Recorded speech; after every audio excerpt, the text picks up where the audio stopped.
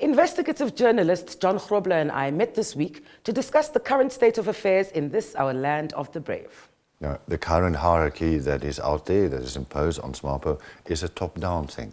There's no slate system. People don't elect their own candidates. They get told from the top who they are going to pick, because this is how power is controlled in the hierarchy itself. Because there's a formal state hierarchy, and then there is the other hidden network and their hierarchies. The problem is that in the 30 years since independence, is that our political culture has become deformed by the culture of patronage, which was a direct outflow of how SWAPO imposed itself on the state machinery and then created systems of patronage, which especially in the third term, 1999-2004 period, became grafted onto the tribal positions of power.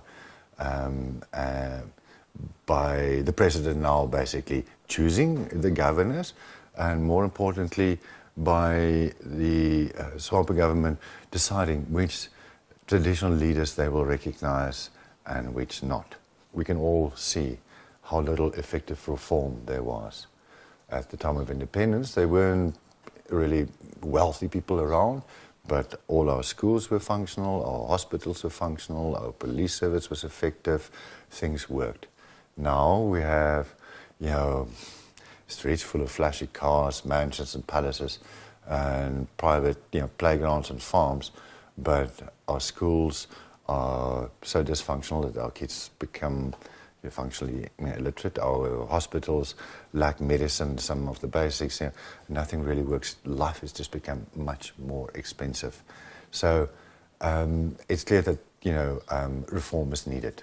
Now, we know the single biggest cause of poverty is corruption, and this is why we have this structural problem, basically, because of the process of state capture within the ruling party.